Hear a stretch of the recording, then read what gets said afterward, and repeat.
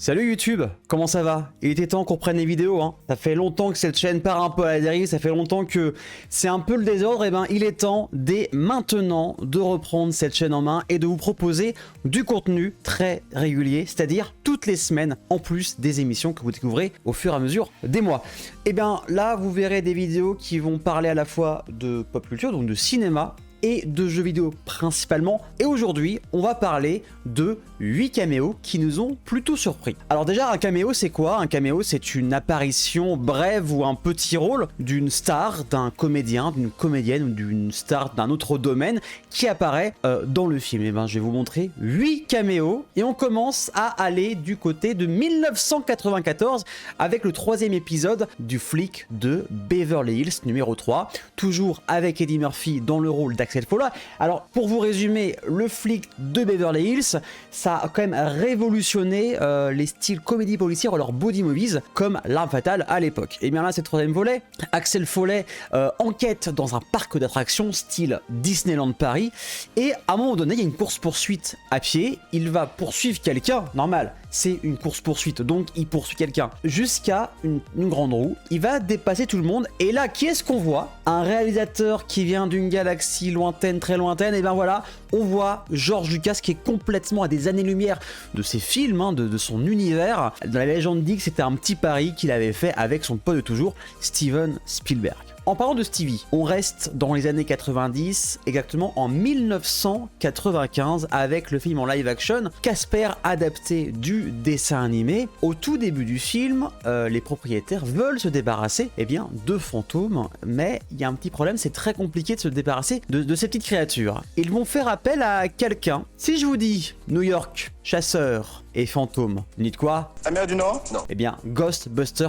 SOS Fantôme. Et là, on voit qui? Dan Aykroyd, le scénariste et le comédien qui a joué dans les 3 volets d'SOS Fantôme, qui fait son rôle des films et qui dit: qui est-ce qu'on appelle? Quelqu'un d'autre. La fameuse réplique que l'on voit dans le film également, dans la chanson de Ray Parker Jr. en 1984. Mais ça veut dire que Casper et SOS Fantôme appartiennent à la même temporalité. En tout cas, ça fait plaisir de voir Dan Aykroyd en apparition dans son rôle culte qui est sorti en 1995. C'est dans Casper. Et ça fait plaisir. Direction Marvel, mais du côté de la Fox en 2018 avec la suite de Deadpool 2. Alors Deadpool, c'est l'anti-héros qu'on adore maintenant, que Ryan Reynolds a complètement fait de ce personnage une superstar mondiale. Et bien il y a eu plusieurs caméos, et dans ce 2e opus, à un moment quand il doit recruter tous ces anti-héros pour faire la X-Squad, il y a le lâcher de héros de l'avion en parachute. On va voir pendant quelques secondes un acteur mondialement célèbre qui meurt en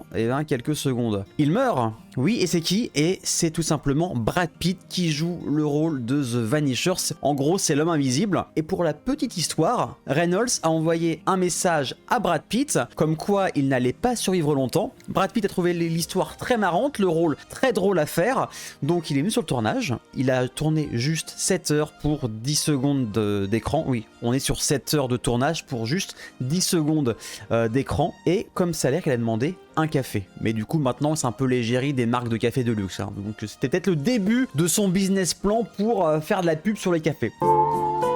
Ça nous a surpris, ça a surpris tout le monde, je pense, de voir Brad Pitt dans une petite apparition. En plus, il a aucun texte, on voit juste 2-3 secondes face cam. C'était une belle surprise qu'ils nous ont tenu secret jusqu'à la sortie du film. On reste du côté de chez Marvel, mais là sur le MCU en 2017 avec Thor Ragnarok, 3e opus du célèbre dieu, réalisé cette fois-ci par Taika Waititi, qui a été, pour moi, en tout cas c'est mon avis, le meilleur des 3 films Thor. Et quand on est à Asgard, il y a une scène où l'on voit une pièce de théâtre. Alors oui, il y a déjà Matt Damon, mais là on a été surpris aussi, c'était de voir Sam Neill, l'acteur Sam Neill qui joue également le rôle du professeur Grant dans la saga Jurassic Park et bientôt Jurassic World. Il n'y a pas vraiment de légende par rapport à ça, on était juste content de le voir, et il reprend son rôle de comédien, d'un comédien qui reprend son rôle de comédien dans le nouveau Thor qui sortira cette année sur nos écrans avec le retour en plus de Nathalie Portman, et ça Ça fait plaisir. Là, je vais vous parler d'un film que je pense peu de gens connaissent. On retourne en 1994 par une comédie qui s'appelle Jimmy Hollywood, réalisée par Barry Levinson avec un certain Joe Pesci. Et Joe Pesci, à l'époque, devient une star mondiale avec Les Affranchis en 1990, avec L'Arme Fatale 2, L'Arme Fatale 3. Les producteurs américains lui disent, il y a quand même une aura, ce mec, on va lui proposer un rôle principal dans une comédie. Donc, le film en lui-même est pas ouf, ça parle de Joe Pesci qui est un acteur raté mais qui rêve de gloire. Il va devenir agent de sécurité, il va se passer telle chose dans le film, et à la fin du film, le producteur s'intéresse à cette personne et ils vont vouloir adapter sa propre vie en film. Et devinez qui joue le rôle de Joe Pesci à la fin? Vous le savez pas? Harrison Ford himself joue le rôle d'Harrison Ford himself. Voilà, en gros, Harrison Ford va jouer le rôle de Joe Pesci dans la pseudo-adaptation de la vie de son personnage dans le film. Voilà, c'est la fin. On est un peu étonné parce que Harrison Ford, c'est quand même la plus grande star mondiale à cette époque-là. Il fait une petite apparition, en plus il a pas fait beaucoup de comédies, donc on est encore plus étonné de voir Harrison Ford à la fin de ce Jimmy Hollywood qui n'était pas une des meilleures comédies américaines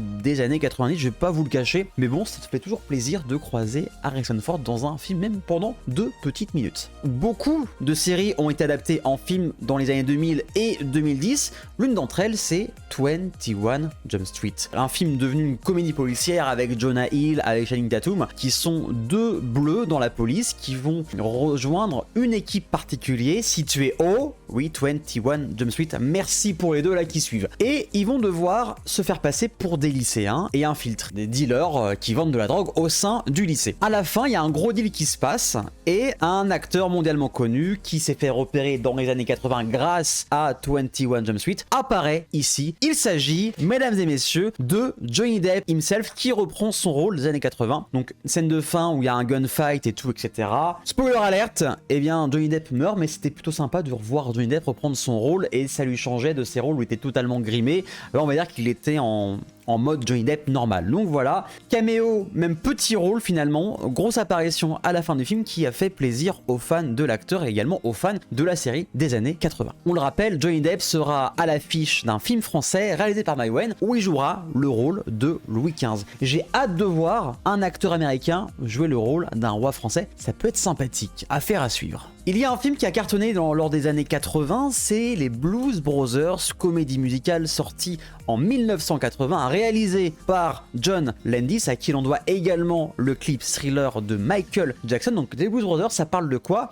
Ces deux frangins, l'un d'eux sort de prison, ils vont à l'orphelinat pour voir leur tutrice, enfin la personne qui les a élevés, ils vont apprendre que le fisc demande 5000 € à l'orphelinat pour payer des dettes, pour que l'orphelinat survive. Ils vont remonter leur groupe, les Blues Brothers, ils vont faire du carambolage, détruire un immeuble, des courses-poursuites, rouler trop vite, etc., etc. Et ils vont faire un gros concert à la fin du film et ils vont récolter les 5000 $. Ils vont faire de la route encore et encore, semer les flics encore et encore, ils vont provoquer des accidents encore et encore. Ils arrivent enfin à Chicago et là ils vont remettre le chèque de 5000 $ pour sauver leur orphelinat. Problème, la personne n'est pas là. Elle revient. Et qui c'est qui est là? Un réalisateur ultra célèbre, Steven Spielberg, qui a un petit rôle, qui roule du comptable avec sa belle petite moustache.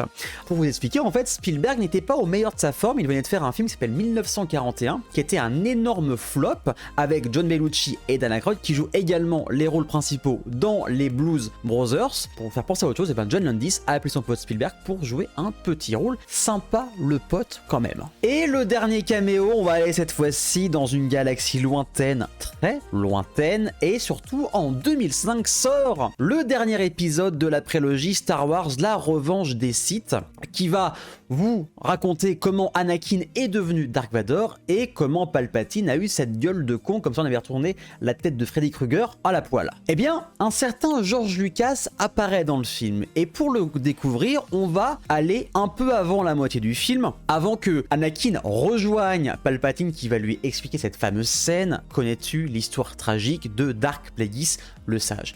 Est-ce que tu connais l'histoire tragique de Dark Plagueis le Sage? juste avant cette scène-là, on voit Anakin rentrer dans cette grande salle de spectacle. Et bien juste avant qu'il entre, on voit une personne totalement habillée, quasiment impossible de le reconnaître. Cette personne n'est autre que George Lucas himself, et c'est pas le premier cinéaste à faire des caméos dans ses propres films. Il y a eu Alfred Hitchcock des décennies avant, et à la même période, il y a eu Peter Jackson qui apparaît dans quasiment tous ses films. En tout cas, j'espère que cette vidéo vous a plu sur les caméos. Si je vous ai fait au moins découvrir un caméo que vous ignoriez, je suis déjà très content. En tout cas, vous connaissez la chanson. Si vous avez aimé cette vidéo, le petit pouce bleu, vous pouvez vous abonner et mettre la petite cloche. En tout cas, il y aura des vidéos toutes les semaines sur le jeu vidéo et le cinéma. Prenez soin de vous, et il y aura également toutes les émissions. Passez une bonne journée ou une bonne soirée, et je vous dis à la prochaine les amis. Prenez soin de vous et bye.